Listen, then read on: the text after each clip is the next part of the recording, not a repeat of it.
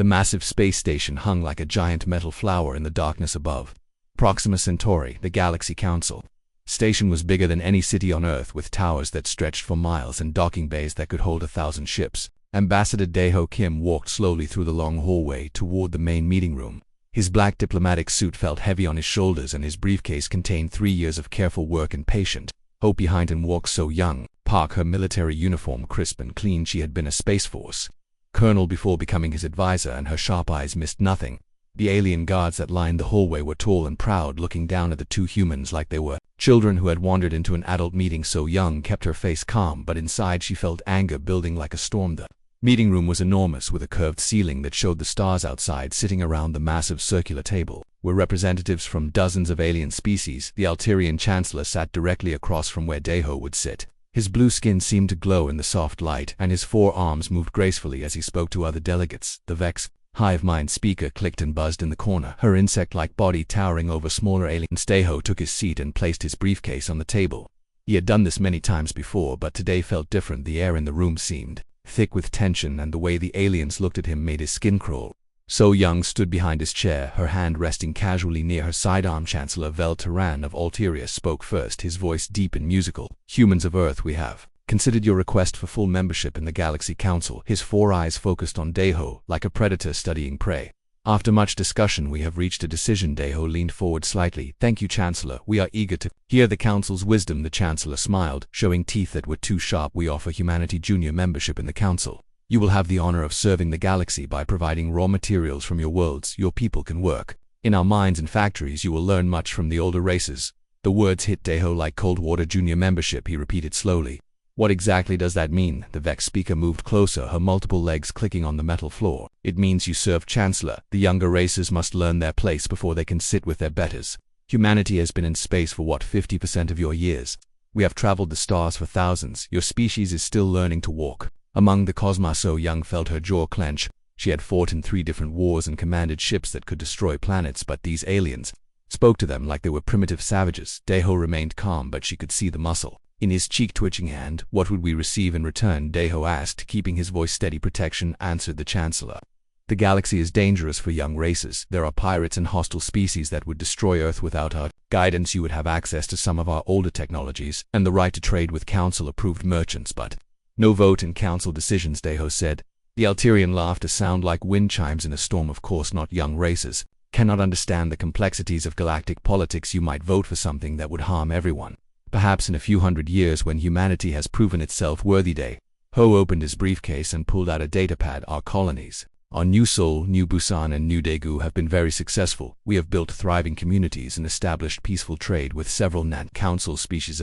Yes, about those colonies. The Chancellor waved one of his hands dismissively. There has been a change in plans. The Alteria Mining Consortium has discovered valuable deposits on those worlds. The colonists will need to be relocated. Daeho felt something cold settle in his stomach. Those are our people, our homes. The Vex. The speaker clicked her mandibles impatiently. The greater good must come first. Human ambassador, your people can be resettled on less valuable worlds. There are many empty planets in the outer rim. 300,000 people live on those colonies. So Young spoke for the first time, her voice cutting through the room like a blade. They have built schools, hospitals, farms. Families have lived there for 20 years. The aliens around the table began to murmur among themselves. Some seemed amused, others annoyed that a human military officer had dared to speak. The Chancellor raised a hand for silence. The younger races often have difficulty understanding necessity, he said. Your people will be compensated, of course. We are not unreasonable. But the needs of the galaxy must come before the comfort of a few colonists. Say few colonists. Daeho stood up slowly, his chair scraping against the floor. These are human beings with lives and dreams, not numbers in your economic reports. The Vex speaker rose to her full height, towering over the table. Lesser species must make sacrifices for galactic progress. This is how it has always been. The strong lead and the weak follow. Lesser species. Daeho repeated the words quietly as Lesser, the speaker, seemed pleased to explain. Humanity is young, untested. You have potential, but you must earn your place. The Council has given you a generous offer. Most species wait centuries for even junior membership. Daeho looked around the table at the faces of the alien representatives. Some looked bored, others impatient. A few seemed to be enjoying the show. None looked at him like he was an equal. None treated him like his people mattered. He closed his briefcase with a soft click. The sound seemed very loud in the quiet room. We came here seeking partnership, he said, his voice calm but carrying something that made So Young smile. You offer us chains? The Chancellor laughed again. That is rather dramatic. Human ambassador, you are being offered the A chance to serve something greater than yourselves, to serve. Deho picked up his briefcase and looked directly at the Chancellor. We have served before. We served when alien pirates attacked the mining station at Ceres. We served when the plague hit the research colony at Wolf 359. We served when earthquakes destroyed half of New Tokyo, and we rebuilt it stronger than before. He walked toward the door, so young, falling into step beside him. We came here hoping to find equals. Instead we found masters, looking for slaves. Where are you going? The Vex speaker demanded. You cannot simply leave. These negotiations took months to arrange. Deho stopped at the door and turned back to face the room full of aliens. Negotiations require two sides willing to talk as equals. What you offer is not negotiation, it is surrender. He straightened his shoulders. Humanity withdraws from all negotiations permanently. The laughter that followed them out of the room was loud and mocking. The Chancellor called after them, you own barely a dozen star systems. What can one small species do? Deho did not turn around, but So Young did. She looked back at the room full of proud ancient alien races and smiled. It was not a pleasant smile. I guess you will find out, she said. They walked back through the long hallway toward their ship. The alien guards stepped aside. Some looked curious, others dismissive. None of them understood that they had just witnessed the moment when humanity stopped asking for permission to exist. The transport ship Earthrising lifted off from the Galaxy Council station 30 minutes later. As it jumped to hyperspace carrying the two humans home, the aliens in the meeting room were already discussing how to divide up human space among themselves. They had no idea what was coming. The Earth Assembly Hall had never been so quiet. President Minho Lee stood at the podium looking out at representatives from every nation on Earth and every human colony in space. The rejection by the Galaxy Council had reached Earth 3 days ago, and the response had been immediate. Every human government had called emergency sessions. Minho pressed a button and the massive screen behind him showed the Galaxy Council station.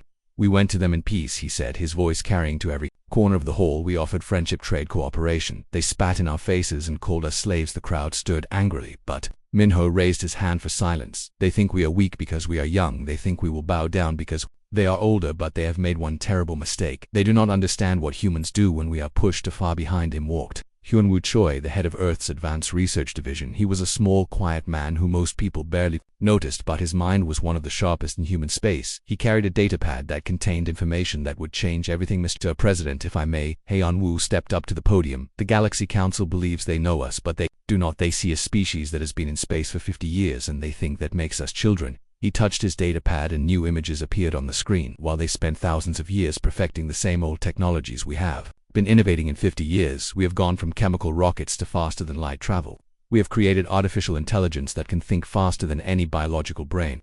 We have built quantum computers that can solve problems in minutes that would take their best systems years. The images showed human ships sleek and fast moving through space, then human factories where robots worked alongside people building weapons and shields, human colonies where vast farms fed millions, and mines that could strip an asteroid bare in weeks. They see our small size and think we are weak, Hyunwoo continued, but they do not see our strength.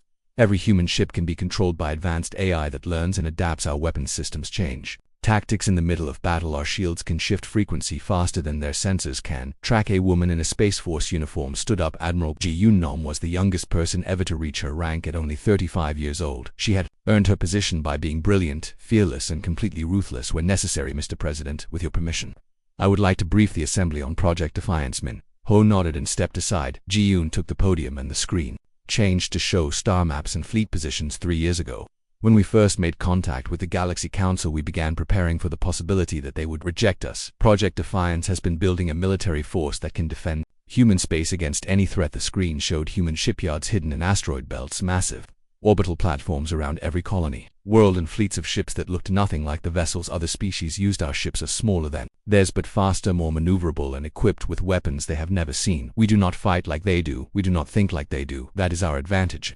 Man near the front raised his hand. Admiral, what about the other species in the galaxy? Surely some of them disagree with the Council. Ji-yoon smiled. It was a cold, dangerous expression. That brings us to our intelligence operations. Soo-jin Kim, please step forward. A woman in civilian clothes walked to the front. She looked ordinary, like someone you might see in any office or shop, but her eyes held secrets. For 2 years, I have been building a network of contacts throughout the galaxy, she said. The Galaxy Council rules through fear and oppression. Many species hate them, but lack the power to resist. She touched the control, and the screen showed alien faces and star charts. The Surak are a reptilian species that has been enslaved by the Council for 300 years. They are forced to work in dangerous mines while their children are taken as hostages. The Lumina are energy beings that the Council uses as living batteries to power their stations.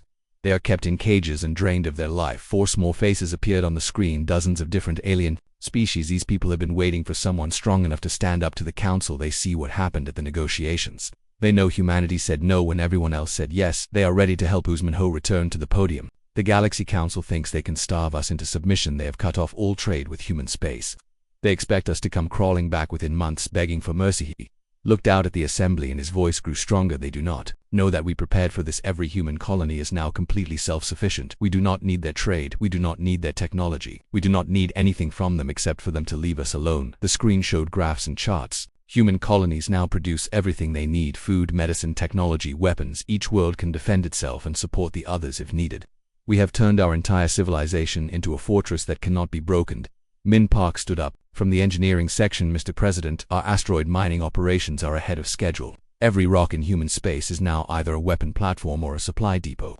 The aliens think they know where our defenses are, but they have no idea what we have been building. The screen showed asteroids that looked normal from the outside but were hollow shells filled with weapons and sensors. Missile launchers that could fire across entire star systems and shield generators that could protect whole planets. The engineering was incredible and completely hidden from alien sensors. Back in the intelligence section, Sujin Kim added something else. Mr. President, the Galaxy Council has begun moving fleets toward our borders. They think a show of force will make us surrender. Their ships are already leaving their home systems. Yunam stepped forward again. Let them come. Our first engagement will be at New Busan. The colony has volunteered to be the testing ground for our new defensive system. Sung Ho Lee is coordinating the defense, and he promises the aliens will not like what they find. The president looked around the hall at the faces of humanity representatives. Every person there understood what was happening. This was not just about trade or diplomacy anymore. This was about survival and freedom. The Galaxy Council has ruled the galaxy for thousands of years, Min Ho said. They think their age gives them the right to control everyone else. They are about to learn that sometimes the young are stronger than the old. He pressed another button and warning sirens began to sound throughout Earth and every human colony. As of this moment, humanity is at war, not with any single species, but with the idea that might makes it right. We will show the galaxy that freedom is worth fighting. Fourth assembly erupted in cheers, but Min Ho held up his hand for quiet one more time. Remember, this is not about conquest or revenge. This is about proving that every species has the right to choose its own path. The Galaxy Council pushed us too far. Now they will learn what happens when you corner a species that refuses to give you peace. The representatives filed out to return to their worlds and colonies. The massive screen showed human fleets beginning to move. Ships that had been hidden in asteroid fields and behind moons now powered up and headed toward defensive positions. The war that would reshape the galaxy was about to begin. In a small office deep in the government complex, Taeyang Song received new orders. His stealth destroyer, Soul Vengeance, would be the first to draw blood. The aliens wanted to see what humans were capable of. They were about to find out. The Galaxy Council war fleet dropped out of hyperspace like a pack of hungry wolves.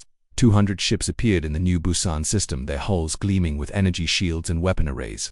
Admiral Vexkar of the Alterian Navy stood on the bridge of his flagship Thunder of Ages, looking at the human colony world through the main viewer. This will be quick and simple, he told his bridge crew. The humans have perhaps 20 ships in this system and a few orbital platforms. We will destroy their defenses, capture their leaders, and broadcast their surrender to the galaxy. The other alien officers nodded in agreement.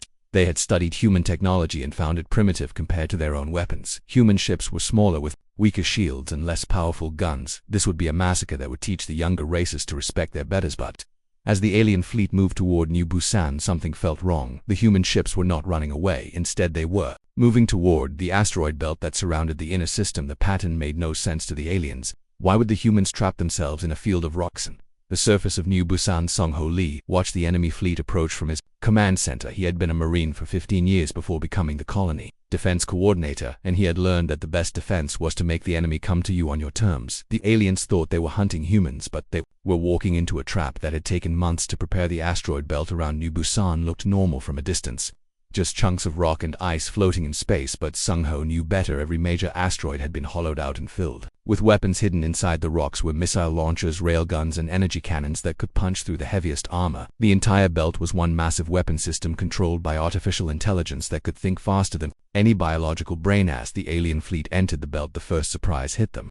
A small human corvette appeared from behind an asteroid and fired a single shot at the alien flagship. The projectile was not an energy beam or a missile, but a chunk of metal accelerated to almost the speed of light. It punched through the Thunder of Ages shields like they were made of paper and tore a hole through 3 decks. Admiral Vexkar staggered as his ship shook. How is that possible? He demanded. Their weapons cannot penetrate our shields. But even as he spoke, more human ships appeared from hiding spots throughout the asteroid field.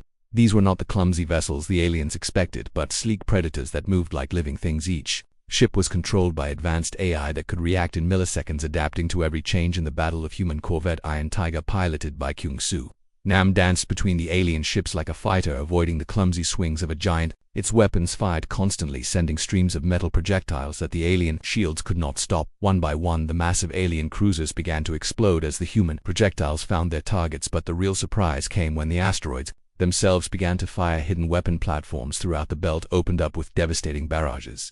The aliens found themselves caught in a crossfire with enemies they could not see attacking from all directions. The careful formation of the alien fleet dissolved into chaos as ships tried to escape the killing field. The Altarian flagship attempted to retreat but found its path blocked by more human ships. These vessels were larger than the corvettes but still smaller than the alien cruisers, yet they moved with the same deadly grace, firing their kinetic weapons with surgical precision. Admiral Vexcar tried to contact his other ships but found that human jamming systems were blocking all communications. The battle was happening too fast for the aliens to coordinate their response. By the time they realized they were in a trap, it was already too late. In New Busan, Sung-ho watched the battle unfold on his tactical display. The alien fleet that had seemed so powerful just minutes ago was being torn apart by human ingenuity and preparation. The AI systems he had helped design were working perfectly, predicting alien movements and countering every tactic they tried. The defense of New Busan lasted exactly 4 minutes. When the shooting stopped, only 12 alien ships remained out of the original 200. The rest were debris floating among the asteroids. The human fleet had lost exactly 3 ships and suffered minor damage to a dozen others as surviving alien ships fled the system. Sung-ho activated the communication array that would broadcast the battle footage to every world in the war galaxy. The message was simple and direct: leave human space alone, or this is what will happen to youth. Images showed the mighty Galaxy Council fleet being destroyed by a small human force using tactics. The aliens had never seen kinetic weapons that could not be stopped by energy shields. Ships that moved like living creatures, AI systems that could think faster than any biological mind. It was a revolution in warfare, and the galaxy was watching. Admiral Vexcar limped back to Council space in his damaged flagship. When he reported to the Galaxy Council chamber, his words were met with stunned silence. The humans destroyed our fleet, he said, his voice shaking. They fought like nothing we have ever seen. Their weapons, their tactics, their technology. It is all completely different from what we expected. The Altarian Chancellor rose from his seat, his forearms trembling with rage. This is impossible, he roared. The humans are a young species. They cannot have weapons that can defeat our shields. But the battle footage did not lie. The humans had not just won, they had made the Council fleet look like children playing with toys. The message was clear and terrifying. If this was what humans could do when defending a single colony, what could they do when they went on the attack on Earth? President Min-ho Lee received the battle report with grim satisfaction. The first test of human military might had been a complete success, but he knew this was just the beginning. The Galaxy Council would not accept this defeat. They would come again with larger fleets and better preparation. Activated the communication system that linked all human worlds. The galaxy has seen what we can do when we defend ourselves, he announced. Now they will see what we can do when we choose to fight. The news of the victory at New Busan spread through human space like wildfire. Every colony, every ship, every human in the galaxy felt a surge of pride and determination. They had been dismissed as primitives and slaves, but they had just proved that humanity would not be conquered in the Outer Rim, systems where other alien species lived under Council oppression. The news was received with hope and excitement. The Sorak slaves in the mining colonies whispered to each other about the young species that had said no to the Council. The Lumina energy beings trapped in Council power stations pulsed with new light as they shared the story of human victory. The Galaxy Council had wanted to make an example of humanity, to show the galaxy what happened to species that defied their will. Instead, they had made humans into symbols of resistance and hope. The war was just beginning, but the first battle belonged to the human sand. Across the galaxy, other oppressed species began to wonder if maybe they did not have to be slaves forever. Maybe, if they were brave enough to stand up like the humans had done, they too could be free. The Galaxy Council had pushed too far and awakened something they did not understand. The spirit of rebellion was spreading, and there was no way to stop it. The news of the defeat at New Busan hit the Galaxy Council like a meteor strike.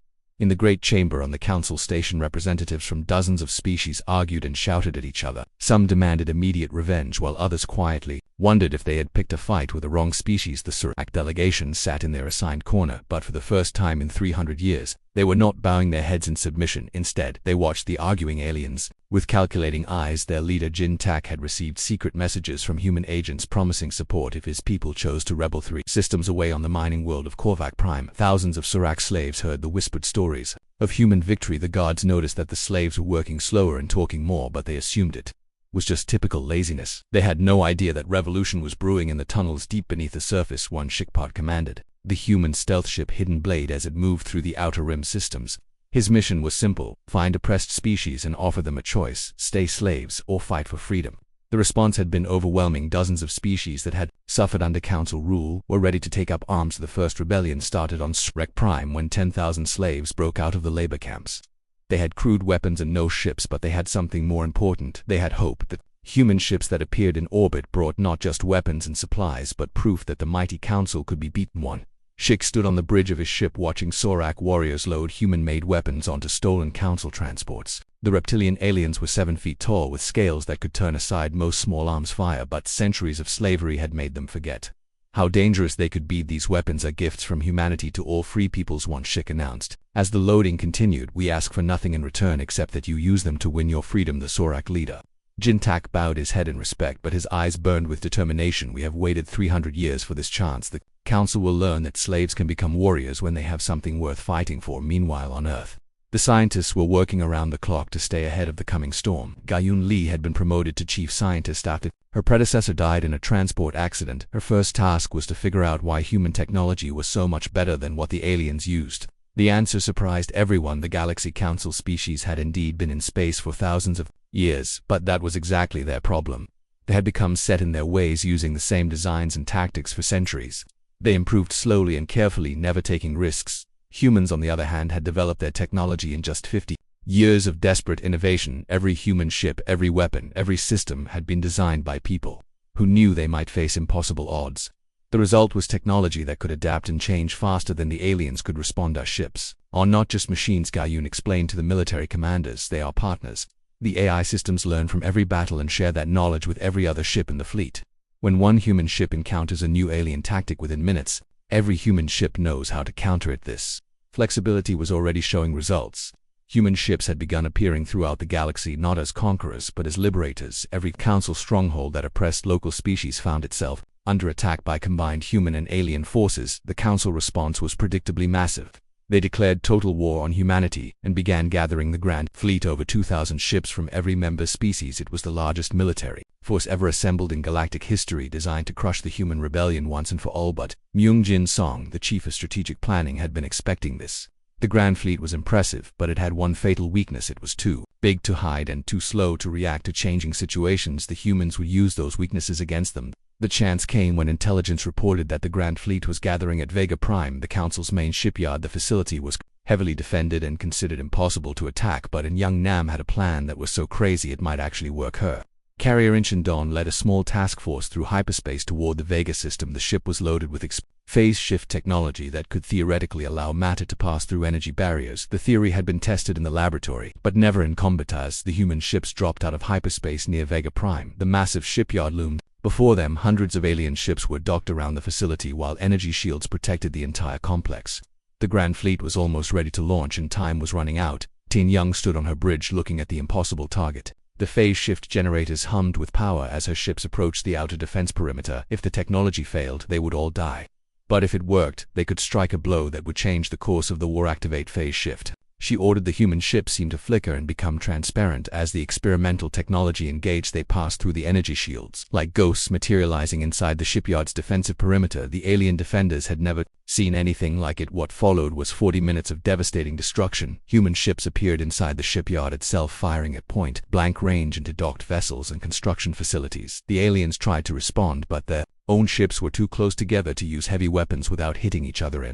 Young watched as explosion after explosion tore through the facility. The Grand Fleet that was supposed to crush humanity was being destroyed before it could even launch. Hundreds of ships that had taken years to build were reduced to scrap metal in minutes. When the Incheon Dawn and her escorts finally withdrew, the Vega Prime shipyard was a burning ruin. The Grand Fleet had been reduced from 2,000 ships to barely 300, and most of those were damaged. The psychological impact was even greater than the physical destruction. Of humans could strike at the heart of Council power. Nowhere was safe. The phase shift attack had shown that human technology was not just different, it was revolutionary in ways the aliens could not understand or counter. News of the Vega Prime raid spread through the galaxy faster than hyperspace communication. Oppressed species on 100 worlds saw that the impossible had happened. The mighty Council was not invincible after all. More rebellions broke out as the Lumina energy beings freed themselves from their power station prisons. The insectoid Zeth threw off their Council overseers and declared independence. Even some of the council's own member species began to question whether they were on the winning side. Chang Min Kim had been promoted to Galactic General and was now coordinating the liberation campaigns across dozens of star systems.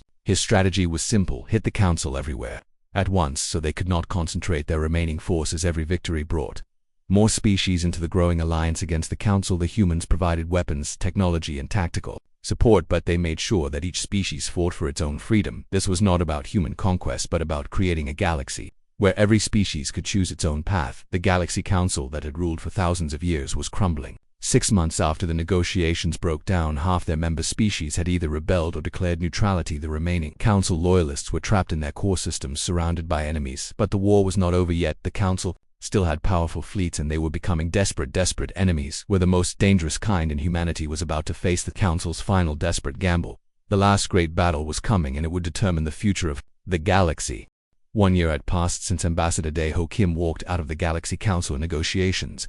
The galaxy was no longer the same place. Half the council member species had joined the rebellion, while others had declared neutrality, leaving only the core council races to fight a war. They were rapidly losing. The final battle would take place at the Andromeda Gateway, a massive space station that controlled the only hyperspace route between the galaxies. 2 main spiral arms. The remaining council fleets had gathered there for their last stand. If they could hold the gateway, they might survive long enough to negotiate a peace that would let them keep some of their power. Chang Min Kim stood on the bridge of the human dreadnought, Soul Pride, looking at the tactical display that showed the enemy positions.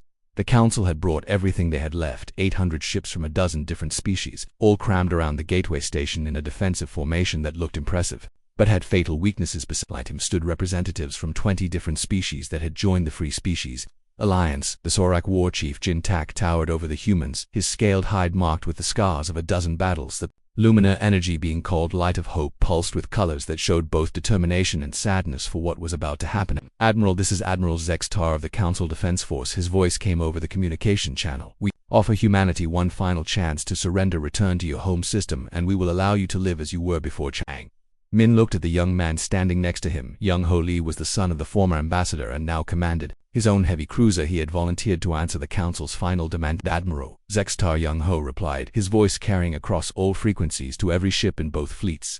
We have heard your offers before. We have seen what your mercy looks like. You promise us chains and call them gifts. You offer us slavery and call it protection. The alien admiral tried to interrupt, but Young Ho continued, we don't surrender. We don't bow down. We don't accept that might makes right. We win or we make sure you remember the cost of fighting. Us. The words echoed through space and were heard on 1,000 worlds.